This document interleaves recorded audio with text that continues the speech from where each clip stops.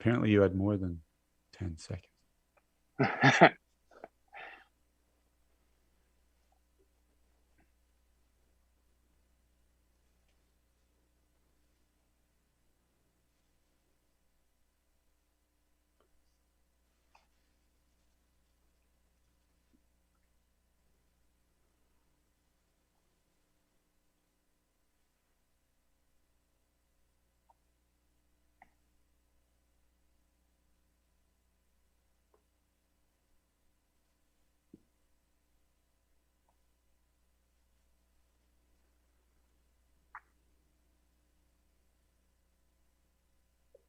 Hello, everybody. I'm your host, Kasey Shienvold, and welcome to MFSN's The Hub, our first fantasy and NFL football show.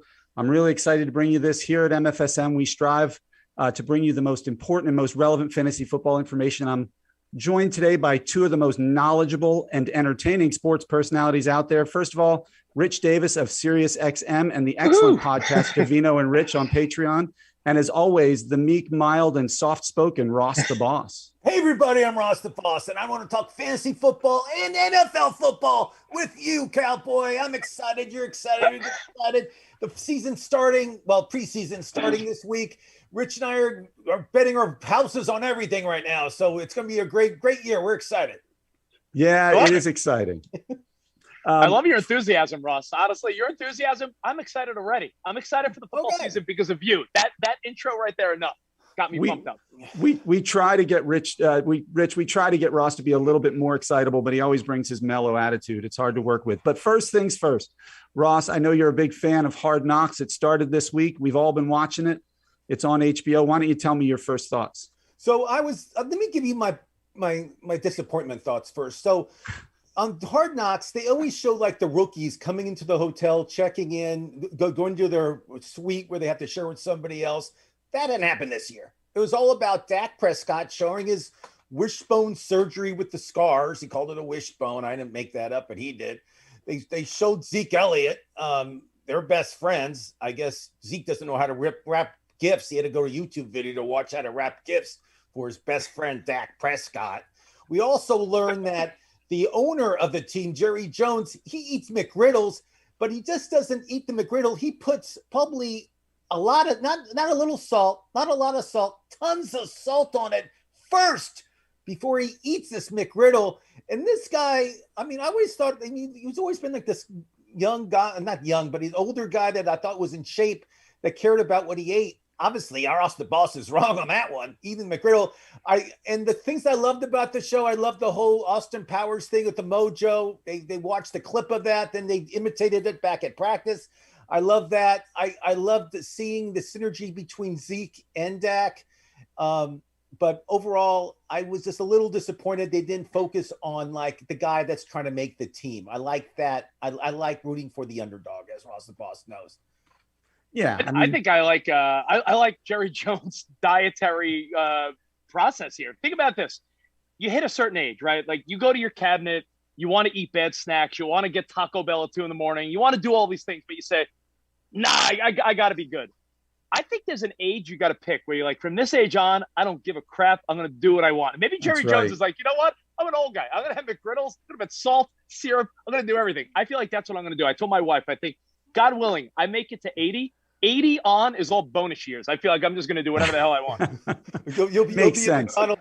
You'll be a Tommy Burgers. You'll be eating Fat Burger. It doesn't matter. But just to have this guy Ethan McGriddle on national television, he couldn't wait till the cameras were off to Ethan McGriddle and put salt on it like he did. I just don't think it's a good example for the rest of America to see. Jerry Jones is the secret. The clean living, I guess, is the secret to his success. But making this fantasy relevant. If you watch that first episode, Dak Prescott then had some either muscle soreness or tightness in his lat or his throwing arm, and all of a sudden they weren't practicing him for the first couple of weeks. Do you think that he's going to be an injury nightmare coming into the season, or do you think it's that? I have news. I got news on that. So also in the episode, they talked about how the trainer for the Cowboys called the Rangers, the Texas Rangers baseball trainer, about advice about the shoulder. And he also called the Yankees. Shouldn't he call like maybe a trainer that's involved in football or maybe more of an expert when it comes to the shoulder? Why is he calling the trainer of the Rangers? It made no sense, but I know Jerry Jones loved it. But long story short, 3 weeks, they said his arm just needs to rest, his shoulder needs to rest. Everything will be fine. Fantasy owners, don't freak out on me. It's going to be okay for Dak. He'll have a great season. Zeke will have a great season. 1,500 yards, double-digit touchdowns. It's going to be a great season for Zeke Elliott, guys. So don't. Let me tell you, Ross, America's team. I just realized that the tie-in. America's team, they got to represent America. And what is America?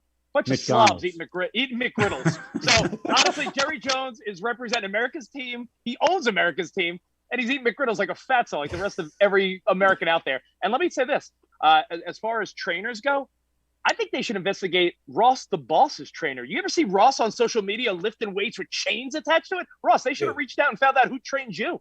I'm trained by a lot of great people, but we'll talk about that later. We're talking about fantasy football right now, Rich. But thanks for bringing that up.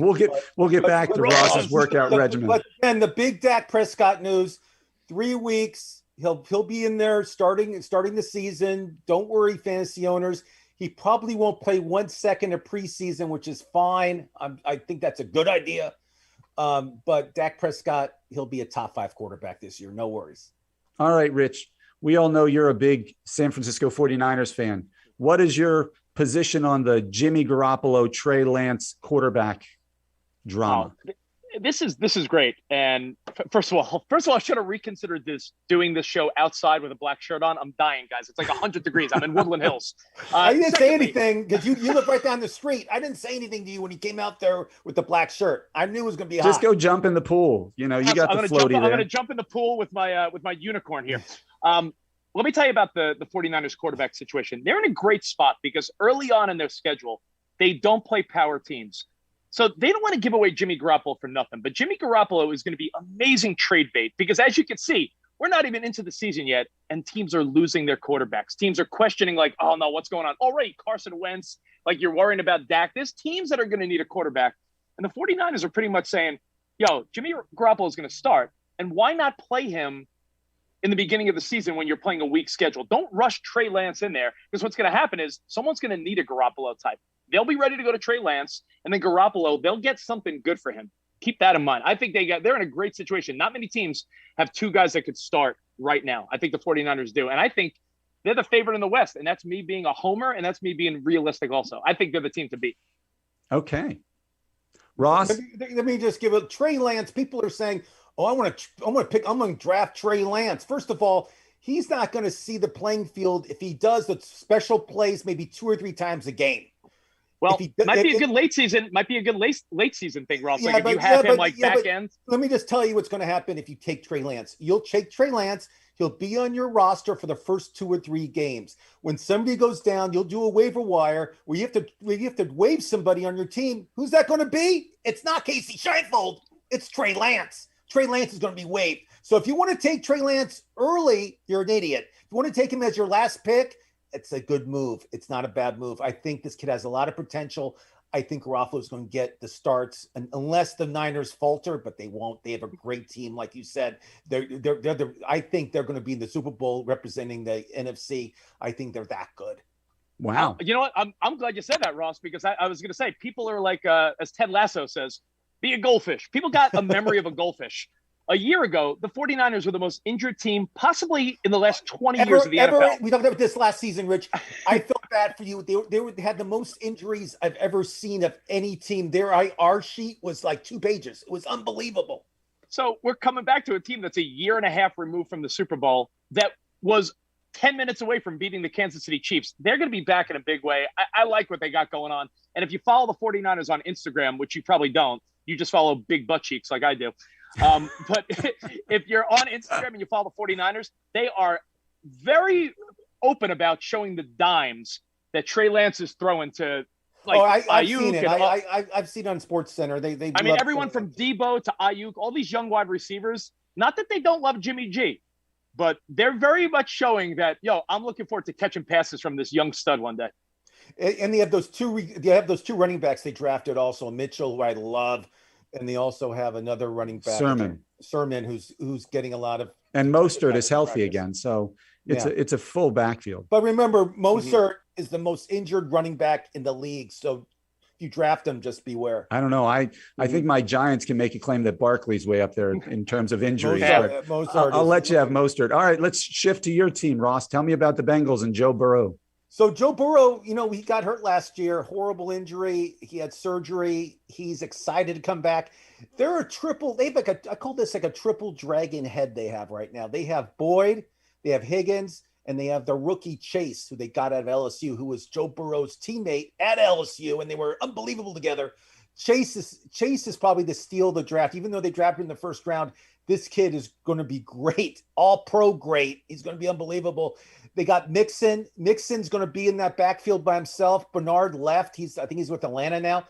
He's no longer on the team. Their second string running back who came in for third down. Mixon's going to be in a lot of the games. So if you need a strong running back, Mixon's going to be great. The Bengals defense is where the question mark stands. And I'm worried about their defense too. They do give up a lot of points, but they're going to be fun to watch. It's going to be run and gun. They'll be passing 65% of the time.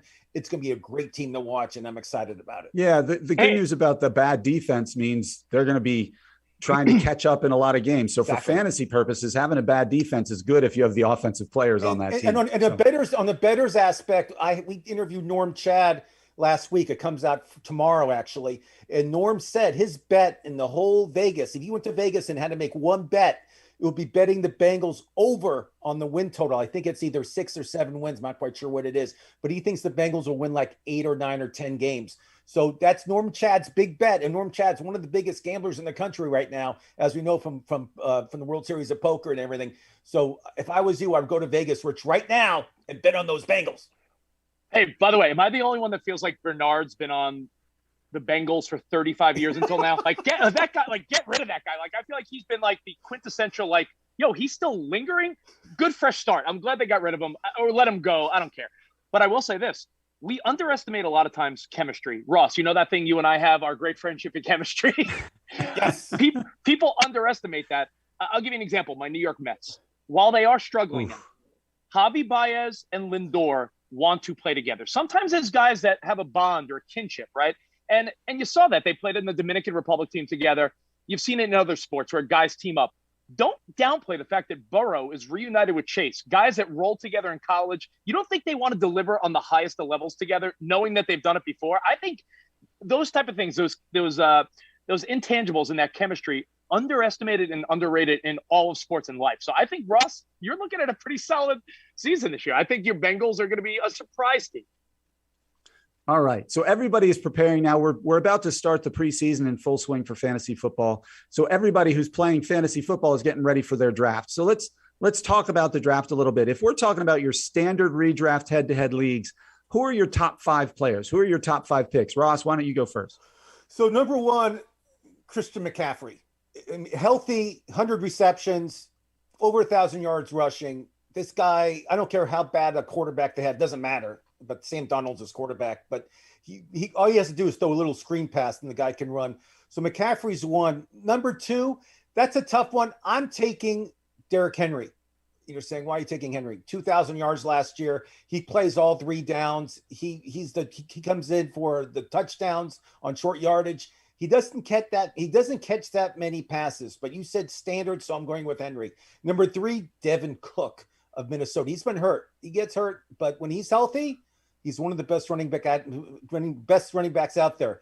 Number 4, you're gonna say, why are you picking this guy? Because he's on TV now because of Hard Knocks? Well, maybe, but I'm taking Zeke Elliott. As I mentioned, 1,500 yards, double-digit touchdowns this year. If Prescott stays healthy, which I think he will, he's a tough guy. You saw that on Hard Knocks. The guy's a tough SOB. I like Zeke Elliott. And number 5, I like Kamara. I'm worried about the quarterback situation there. If Hill starts, it's going to take a lot out of Kamara because Hill loves to run. So number 5, I'll go with a long shot. Not a long shot, but number 5, I'm going to say Devontae Adams of Green Bay, 18 touchdowns in 14 games last year. I like what he does. He scores touchdowns. It doesn't matter if he's a running back or wide receiver. I don't care. But Devontae Adams, I'll take him over Kamari. There you go. You know, Ross, I'm not going to talk just to hear myself talk. You nailed all the top tier guys. You're hitting a home run, unlike Sunday softball.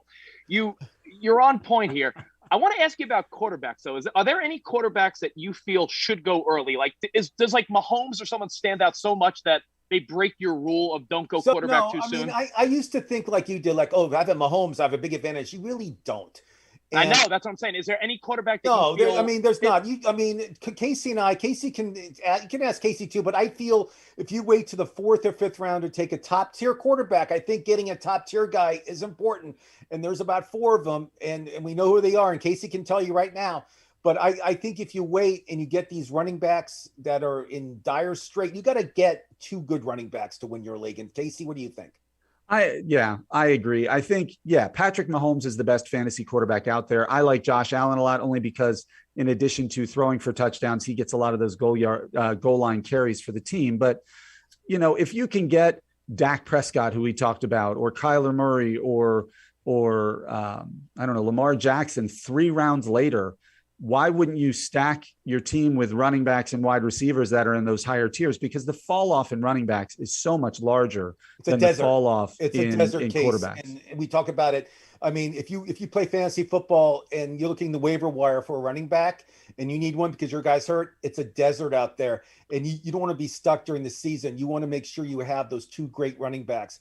And with quarterbacks, I mean, I would say there's like 12 good to great quarterbacks that you can draft that I would not be embarrassed to start every week. Compared to the differential's not big enough to care. Now, one last question, because you guys are in the zone a little more than I am with the fantasy stuff. I'm more of the gambling guy. But when you talk, we'll talk about that coming up. We have questions about gambling. Don't worry. When you talk about fantasy and tight ends, foolish move or smart move that if a Kittle or a Kelce is available, and you feel like you made your first pick or so, are you snatching them up quick or what? I mean, I'll answer first. Kelce is up here. Everybody else is kind of the tier below. So Kelce is a late first round, early second round pick. It just depends what running backs are available and who's available. Kelce gives you a huge advantage. I mean, he really does. He has 100 yards, a touchdown almost every game. The guy's money every week. Kittle, the problem with Kittle is he gets hurt. Waller's for the Raiders. He's my second favorite. He's my second favorite tight end right now, just because he plays every week. He has 1,000 yards receiving. He's unbelievable. Kittle's number 3. I mean, this Kyle Pitts, who plays for Orlando, is number 1 pick. Went to the University of Florida. He's unbelievable. But rookie tight ends tend in the past, they never do that well the first year. Well, ever. I mean, Matt Ryan needs a new target now. So but do you remember he plays for the Tampa? Do you remember O.J. Howard? He played for Alabama. Mm-hmm. Yep. He had all this press. Kasey and I remember him. He had all this press. He was unbelievable, and he came out and he had a mediocre first year. So I'm worried about rookie tight ends. I don't really put much into their basket. But Kasey, what do you think? I think if you can get Kelce in the 3rd round, you absolutely take him. You're not going to get Kelce in the 3rd round. If you can get him at the end of the 2nd round, you take him. But I'm not a big proponent of taking a tight end in the 1st round. I know Kelce is practically a wide receiver, but I still think there are 4 or 5 wide receivers I would rather have over him. But yeah, if you miss out on Kelce and Kittle and maybe Hawkinsmith, is it Hawkinsmith? I think Hawkins something.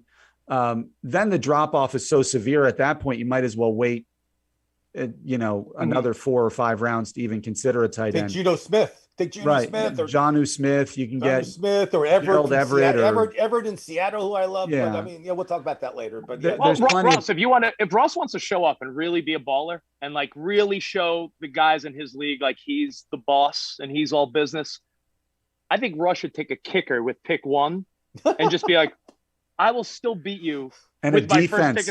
And a defense with pick 2. And then a tight end. And then Ross picks a defensive kicker with pick 1, and he's like, I'm that good. That are good. If I was playing with like beginners, maybe I would have a shot doing that. But I mean, with fantasy football, in all seriousness, guys, there's so much luck involved with your players staying healthy and health. Yeah, and I mean, health is such a huge issue in football. I mean, it's a lot. There's a luck involved with that, and you can have as much strategy as you want, but if your 1st or 2nd round pick goes down for a long time, you're in deep trouble.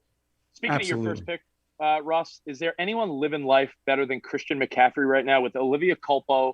Every time you see him on social media, the dude's like on vacation with like beautiful women. His friends are all like, everyone he hangs with, I think they have to be a 10. All the guys are ripped and all the women are like models. I follow him Like, too, and he's 25 years old. He's not. You feel he's older, but he's not. He's 25. He gets paid a lot of money. His dad was an unbelievable wide receiver when he played for Denver. I mean, he's lived a charmed life, and he's an unbelievable player. I mean, he plays in a bad market, and he's great. If you're a confident guy, your answer usually is like, "Nah, I wouldn't trade lives with anyone." I think for a few days I might trade lives with Christian McCaffrey. I think you're right.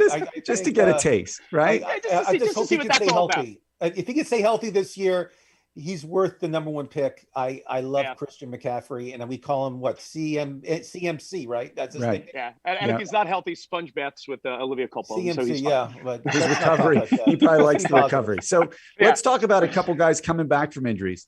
Michael Thomas, the stud wide receiver for New Orleans, he's out until at least week 4. They're saying maybe week 5. Yeah.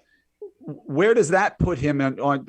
Last year, I think he was the consensus 1 or 2 wide receiver. He and I think DeAndre Hopkins were fighting for that number 1 spot. So let me ask you guys something. Tell me if you think I'm right. I don't know if this is the truth. This is what Shaq did. Okay, Shaq actually did this during one of his NBA playing years. So Michael Thomas knew about his injury in January, and they said, okay, you should get surgery. He waited till June. Because the Shaq theory is Shaq says, I don't want to rehab on my own time. I want to rehab on your time. So I feel he waited till June to get his surgery. So he didn't care about his team. He's not a team player, this guy. So he waited till June, get his surgery. He's not coming back till like the 6th or 7th week after the bye week. That's the truth. And now New Orleans, he made it known this week that he wants to be traded. He wants out of New Orleans. So New Orleans is going to trade this guy. I mean, even though he had 140 receptions 2 years ago, 140 something receptions. Yeah. It's unbelievable, Rich Davis. Unbelievable. But he was chirping. The guy's been chirping on social media too. I think that I don't know, man. It depends on your mindset, right? Like if you're in a league where there's a lot of teams that make the playoffs, and you're okay with like, oh, all right, weeks 1 through 4, if I go 2-2 or 1-3 and I can hang in there, then I'm okay taking some of these guys that will deliver later. It's like. It's like, do you want fast acting or long lasting? Like it's as the old Seinfeld bit goes. It's almost like the LeBron James approach to the regular season. Yeah, do you say to yourself like, all right, let me sneak in the playoffs, but if I wait, I could get Michael Thomas and I could get healthy players that aren't starting the season. Like I don't know, I don't know the ideology there. Maybe that's something you could try if you've had no success in the past, right? Yeah, but how much do you trust him in fantasy drafts? I would stay away from the guy in the draft.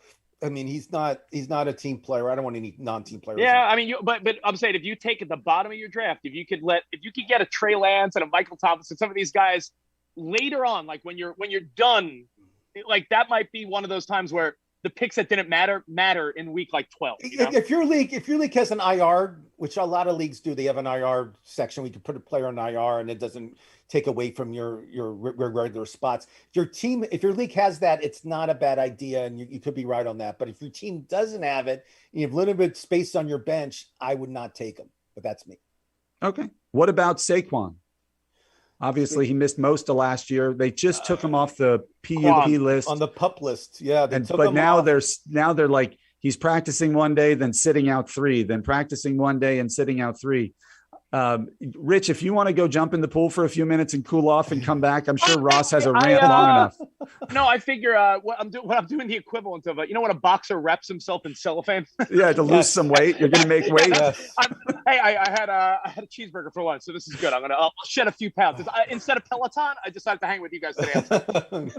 And you'll get some color too. You'll be nice and tan. Yeah, you're right. I mean, nice. With Shaquan this year, I think he's a top 10 pick in fantasy football. So don't think like he's not going to be playing. He'll be playing. He's questionable for week 1. The coach said. I think he'll be in there. I mean, that guy has he's a young guy. I think Kasey 23 years old. I think he's 24. Yeah. 24. I mean, you feel like he's like 28, 29. He's not. He's like 23, 24. But to be 24 again, huh? To be 24 again. I think if Barkley's healthy, Kasey, you're a Giants fan. I am. I think he'll have a great year. I think he'll have 1,300 yards rushing. He loves getting the ball out of the backfield as a receiver. I think it's worth it. I hate taking players who are coming off a huge injury. It destroys me in the first or second round. But Rich, what do you think about this whole Saquon Barkley? I'll tell you what I think. I think that if you live in Jersey and you're a Giants fan, you have to start every Sunday morning with a Taylor ham, egg, and cheese sandwich, which is one of the things I miss most about living on the West Coast. Some Jersey, some New York food. But you know what?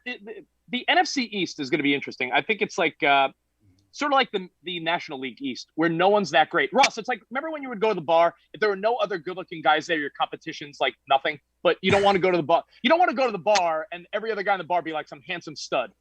The East is so bad. It's like the Mets in baseball have to finish over 500 and they might win the division. Sometimes you benefit from being surrounded by crap. And the Giants are surrounded by crap. So there's more incentive for Saquon, for them to, do the right thing with Saquon, because it's not one of those, let's just have him play. He's our star player. People want to see him. The Giants can compete because that division is doo-doo. So I think Saquon will play. I think they're nursing him the right way right now for a reason, because the East, I don't know how to describe it. The East every year. Do you agree that the East every year is like an unknown? Like you could predict every other division. It's a very competitive decision. I think the team of Washington is going to be really good. Their defense is really good. I feel that Daniel Jones was really hurt last year. He didn't tell anybody about it. He should have been in the IR. Any other quarterback would have been on the IR. Daniel Jones did not go in the IR. He played. I think he'll be a big surprise in fantasy this year. I feel he's going to be at least maybe a top 15 quarterback this year, maybe even top 10 if he's healthy. But he's back. Wow. Daniel Jones is back. That's bold. The boss. He'll be back. Barkley's back. The Giants are going to be back. They'll be competing for that division title. We'll see. I think there's no other division. I mean, you're a Giants fan. You tell us. Do you agree that every year it's like, I don't know, even the experts are just guessing. That division, I feel like consistently our whole life, it's like some divisions and some teams can't escape their name or their division. Like every year it's like, all right, who's going to be 9-7? Like someone will be 9-7 and win this year, 10-7. Yeah. Look, I hate the draft every year as a Giants fan, at least the last 3 or 4 years, because it feels like, like this year they had the 11th pick, I believe, to start. We were all hoping Devonta Smith would be available to them. He got taken. Like the Eagles traded up at 10 of all teams. The freaking Eagles traded up to take Devonta Smith. So then they decide to trade back when Justin Fields is sitting there, and the Bears come up and take the draft pick for them and get Justin Fields, who I think is a better quarterback than Daniel Jones already. Then Micah Parsons, who's the all-world linebacker, who I wish the Giants had stayed and taken at that point if they weren't going to take Justin Fields. Then all of a sudden, like Dallas trades up and gets Micah Parsons. So the two players I wanted more than anything on my team went to the two rivals within the division. So the year before that, it was Andrew Thomas at number 4. The year before that, they had 2 first-round picks, and with their top one, they took Daniel Jones when they could have easily gotten him at 14 because nobody else was going to take him. So I'm not a huge Dave Gettleman guy. I hope I'm proven wrong, but it's frustrating. And so you start every season going, crap, like is 8-8 good enough? Because that's the best. The only thing you have going for you is you get to play the Eagles twice, you get to play the Washington Redskins twice, and you get to play the Cowboys twice, who never in the last 26 years haven't proven an ability to close out a season. So it's not a fun time to be a Giants fan these days. We won the Super Bowl those 2 times with Eli Manning when we shouldn't have even made the playoffs, but he gets hot at the right time. He had like 2 really good 6-game stretches, and suddenly he's considered a Hall of Famer. So your team reminds me of the Marlins in baseball. You got 2 championships randomly when no one really expected. And then the Giants were never they were never a dynasty. They just had, 2 good runs. And I got to ask you as a Giants fan, I haven't talked to many of my East Coast Giant fans about this season yet, but I mean, no one liked Coughlin until, of course, he won. Then it was like, oh yeah, he's disciplined. Like, it's like people hate things until it produces. How do you feel about Rule? Do you like the new system? Because last year everyone's like, oh, we like this guy, and then nothing really happens. I'm sorry, Joe Judge. Why did I say Rule? Rule's Carolina. The other. I'm sorry. Yeah. Joe Judge. Yeah. I do like him because he is no nonsense. He's kind of cut out of that Belichick mold, and look how good Belichick's been. So we're hoping like some of that rubbed off on him. I liked him a lot better than the Packers offensive coordinator who they had the time before, who looked like a 70s porn star with his hair slicked back and a mustache. But I don't know. I'm not a Gettleman fan. Sometimes, I'm old enough to be a Bill Parcells guy. I remember the 80s fondly with Bill Parcells in the early 90s, Phil Simms, Jeff Hostetler, Joe Morris, Mark Bavaro, all those years. Ross has Phil McConkey hair. He does have a little bit of Phil McConkey here, who caught one of the greatest touchdowns ever off Mark Bavaro's helmet. But yes. And so I believe in Bill Parcells' statement when he left the Cowboys, or when he left, maybe it was the Patriots, where he said, if you're going to make me cook, I should at least have some say in the groceries, or it helped me pick the groceries. So yeah, this is Daniel Jones's make or break year. He's got to prove it this year. They did everything they can to put weapons around him. If he doesn't do it, he's going to be gone next year. And their fourth top 5 pick in a row is going to have to be a quarterback this year. I have faith in Jones this year. I think he'll surprise a lot of people. And you see how fast he is. He showed his speed off on Monday Night Football last year, how fast he really is. And I feel that he got a couple new weapons. I think they're going to be good. And I think the Giants are going to at least win. Hey, I'm hoping Ross is right on that one. Let's talk about, to get back to fantasy football real quick, let's talk about a couple sleepers you guys have. There's some guys, wide receivers, who closed the season last year really well. Marquez Callaway from New Orleans comes to mind. Mecole Hardman in Kansas City has been listed as their number 2. Those are some big names. What are some other big name sleepers you're thinking of? Oh, Ross, can I throw one out there? Because go ahead. I mean, obviously I focus very much on my division and my team, but listen, with a change of quarterback at some point, and you know that Trey Lance is going to throw the ball more than Garoppolo, and I know you love Ayuk because he's from your college. Yep. What about a Brandon Ayuk, or maybe a Deebo Samuel a little earlier than you thought they should go? Like, the 49ers have some great receivers. They're young, and they haven't really had such a, Garoppolo's not throwing for 400 yards, so they weren't showcased. Maybe if they're showcased, one of those guys is a 1,500 yard a year guy. We'll see what happens. I mean, Ayuk has the breakaway speed. I feel you're on the right track with Ayuk. I think he's a deep threat for the Niners. I mean, he showed off his speed last year. I think he'll just get better this year. I mean, you mentioned Callaway from New Orleans. I mean, Michael Thomas is gone. Callaway had some great games to end the year, and I feel Callaway is going to be forgotten in the draft. And if you need a good receiver, like a receiver 2, Callaway could be a great steal in your draft. Mike Davis of the Atlanta Falcons, he's a starting running back there in Atlanta. He's going to have a great season. Wherever he goes, he does well. He was last year. He was in Carolina. He had a great season. This year he's in Atlanta, and Atlanta's offensive line is pretty good. They're not bad. They're not as bad. I mean, Pittsburgh. People are talking about the Pittsburgh running back Harris, the rookie guy that went to Alabama. And the problem with Pittsburgh is the Harris is great, but the offensive line, they lost 3 starters last year. They're gone because of free agency. They lost their starting center, they lost their starting guard and starting tackle. They're all gone. And their offensive line last year wasn't good. This year they're going to be worse. And I have them projected as the second worst offensive line. The worst is Jacksonville. That's my prediction. But long story short, I love Mike Davis for Atlanta. I think people are undervaluing him right now, and I would take him in the 3rd or 4th round because running backs are scarce in fantasy football. I have a question for you guys, if you don't mind. I'm curious what you think, Ross, being that you're a big LA guy. I mean, out here in LA, I don't know if you realize Ross the boss is like, people see him, they're like, there's the boss, Ross, LA quarterbacks, Stafford as a Ram or Herbert? Who is the quarterback that runs LA? That's a great question. So Herbert's sophomore year had a great rookie year. Unbelievable. Sophomore year, I always think there's a downfall in the sophomore year. I don't know why. I just feel when quarterbacks come back as a sophomore, they don't play as well. That's just Ross the boss talking. I could be wrong. Stafford in LA, in that setting, and with the team they have an unbelievable offensive line. They'll protect Stafford. In Detroit, he did not get protected. He was getting destroyed back there. He's getting killed. I know the starting running back, Cam Akers, is out for the year. They have Henderson's going to be the starting running back. I feel they'll probably sign one of these guys, like maybe Todd Gurley. Todd Gurley can be signing. Gurley can come back. That'll be a nice. I mean, he's in great shape. He shows his workouts off on his Instagram. I mean, he'll be a perfect sign for the Rams. He had his best years as a Ram.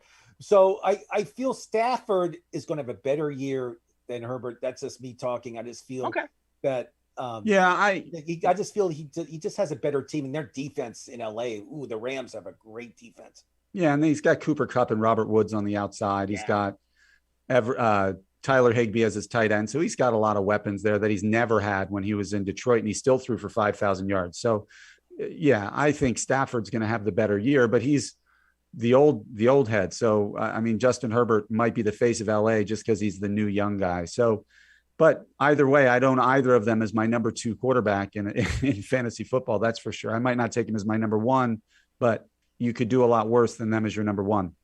Yeah. All right, guys. Do you guys know that Kershaw and Stafford both on the same Little League team in Texas? Did you guys know that? No, that's pretty cool. I always find stuff like that remarkable. Like a lot of times you find like certain comedians like we're like, oh, we were roommates. It's like, and they're both like A-listers. Like I went to school with no one of importance. I feel like that might be my downfall. I don't know anyone important. I mean, Judd Apatow and Adam Sandler were roommates. Yeah. And they had no money to their name. You know, that's true. And now that's insane. Their game. It's yeah. All right, let's talk betting. You guys, I know you guys have butted heads in the past about picking games and picking players, and the both of you have been known to be a bit of a gambling aficionado. I looked at the top 5 favorites this morning to see who's going to win the Super Bowl, and Kansas City is plus 500 at number 1. Tampa Bay is number 2 at plus 625. Then it drops all the way down to Green Bay at plus 1,200. And then San Francisco and Buffalo are tied at plus 1,300. So there's a huge drop off from the first 2 teams. Do you guys really think Tampa Bay is that much better than San Francisco and Green Bay? Rich, go ahead. I mean, Rush, you saw Tom Brady as the old, there were memes and everything made about, look, Tom Brady just first year in the NFC, he won as many Super Bowls as Drew Brees and Aaron Rodgers. So, I mean, we can't downplay the fact that Tom Brady really did step it up with that team when it mattered. See, I like to reframe it, Rich. I like to reframe that as it took him 20 years to finally win an NFC championship game. Yeah, there you go.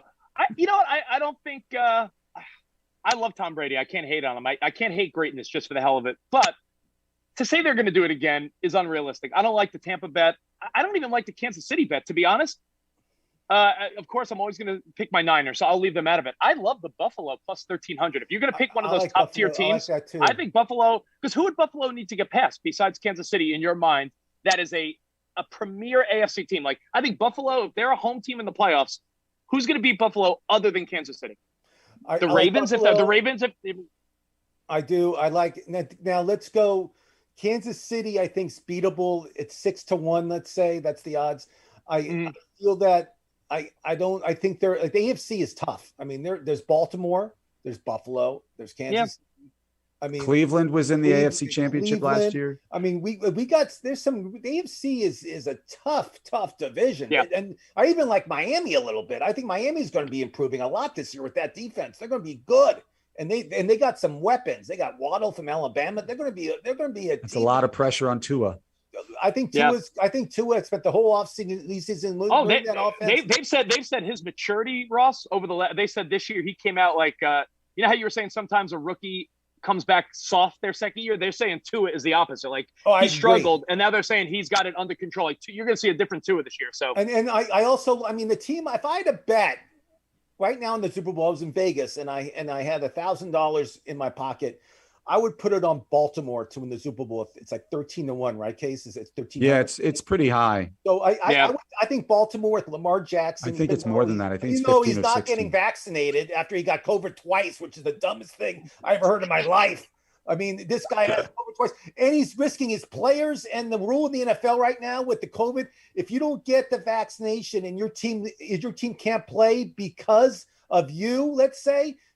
Your whole team doesn't get a paycheck that week because of your dumb ignorance. It's stupidity. Just get the shot. If you go to your doctor, you know what your doctor's going to say to you? Get the shot, moron. Get the shot. You should call Cole Beasley, Ross, and let him know how you feel. Mark Cuban actually told Beasley that he would pay him money to his favorite charity if he got the shot. He also offered his wife shares of stock in Moderna or Pfizer if they got the shot. I saw that too. Shot. I mean, can you have given me Moderna shares like a year ago before it went up 300-400%? And remember, guys, January 19. And players are going to have wristbands. The wristbands, like I'm wearing a wristband right here.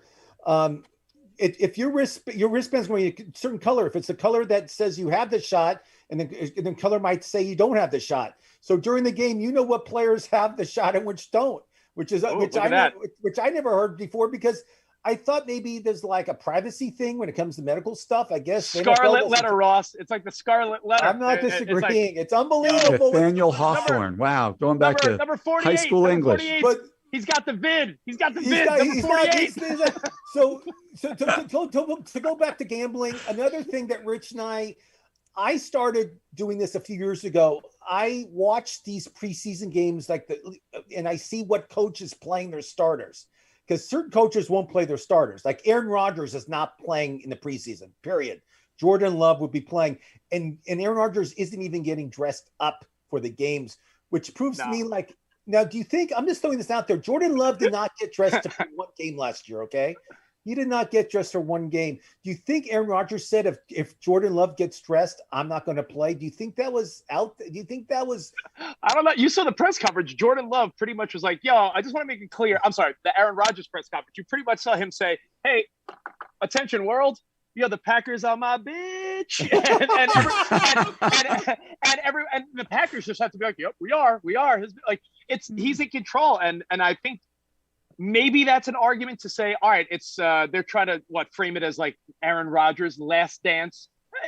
Listen, Russ, if you have $1,000 and you're going to Vegas, I'd say spread out that $100 that $1,000 a few different ways. Maybe 100 on the Niners, 100 on Buffalo, 100 on the Packers, and maybe 100 on the Ravens. And stay away from the favorites because it's not going to pay out enough. That might be all right, Rich. Who's your dark horse then? Outside of those top 5 or 6 teams, who would you put your money on? I liked Russ's thought of Miami surprising people, but I'm trying to think of teams that, like, for all we know, Jalen Hurts and Philadelphia could someone out of that Arizona. I mean, the West to me is competitive, so I think multiple teams can make it out of the West. Maybe, you know what? I got one.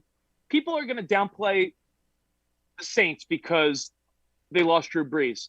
Jameis Winston might be like primed for his opportunity right now. Like, I know you're saying that he might not even start all the games, Ross, so we don't even know the story there, but Jameis Winston, he's still a young man. We write off people way too soon. He is a young man that could absolutely be like, yo, this is a Jameis Winston, not under Bruce Arians in Tampa. This is a different guy. So for all you know, the Saints could be just as good as they were before. You can't discount Sean Payton either.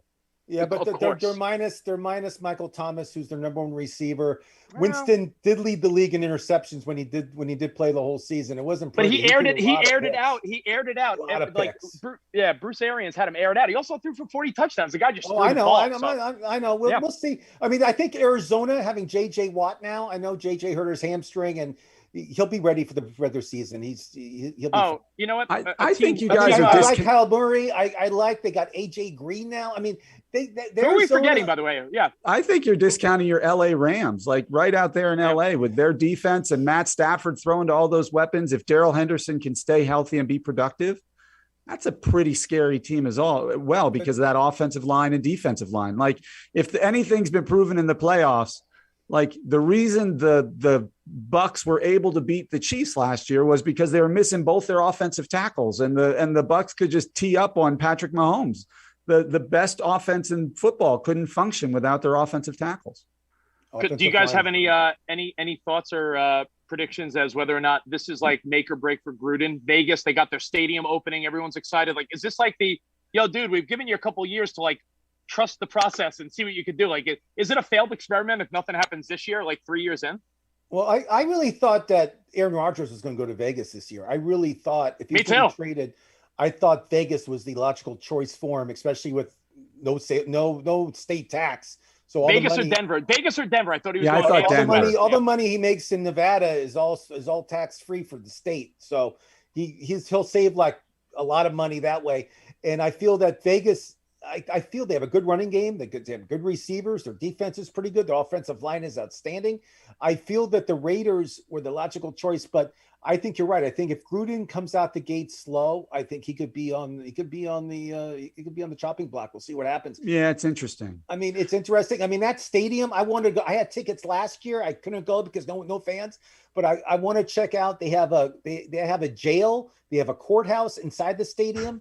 They have like the stadium supposed to be unbelievable. I have not been yet, but I do want to go. I'm excited to go to this year. Ross, we'll go to a game. We'll bet on the game if we win. after party at Spearmint Rhino. You in? I'm in. Count me in. That sounds like fun. All right. That sounds All right, like, guys, we just have a couple minutes left. So we just got a couple minutes left. So the preseason goes into full steam this week. Why don't you tell the viewers how they should be looking at the preseason to better prepare them for fantasy football and fantasy football drafts? What are the things you look for when you're watching the preseason games? Well, so basically there's some running back controversies. Like there's Gordon versus the rookie Williams in Denver.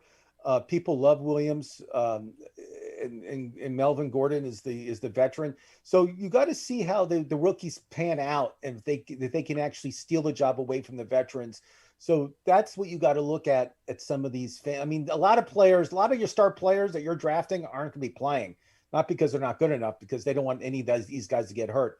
But there will be guys playing, fighting for jobs, and you should be watching that. And you should, again, I didn't finish what I was saying, but with betting, you should pay attention of what coaches are playing their starters. Like they already announced, like Cam Newton's going to get a few snaps, and then Jones, the rookie sensation from Alabama, is going to get a few snaps. That's a quarterback controversy. That, if Newton doesn't play that well, there's a good chance that Jones could start. So you just got to be aware of like what situations. Minshew and Lawrence is the same thing in Jacksonville. They said the same. The coach said that Minshew is. I'm sure he said it. But do you think Urban Meyer's really going to plant his flag on Gardner Minshew in the first season as coach? I love Gardner Minshew. That goatee, the whole mustache. You like the mustache. You don't like the quarterback. Like her persona A+, performance like C-. Right. Let's be honest. Like he's like a fajita, all sizzle, no substance. So look at it this way. When you watch preseason games, you're not going to get the stars, right? But there's two things. Russ touched on one of them. Anytime there's teams that have, like, you're right, there are teams that are people battling for a position or backup positions. Like, so when it comes to running backs that are deeper, you take a look at that, and new coaches and new systems and teams that struggle. Let's see how they balance it. Like there might be a new coach where you're like, oh, he's more pass heavy than I thought. He's more run heavy than I thought. Like, oh, this defense, like, I think it's a good way to gauge new coaches and people battling for backup spots. Like there's not much to really learn, but there's a few things you can take away. All right, guys.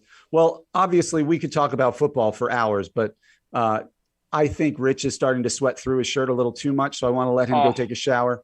So we're going to wrap up here, guys. Thanks for all this great information. It was tremendous. And to everybody out there, please subscribe, ring the bell for notifications, click like if you like what you heard, leave your comments below. We'd love to hear from you guys, and come back next week. Same time, same place. We'll have some more fantasy football talk for everybody. It's been a pleasure bringing this to you, and I wish you all the best of luck in your drafts.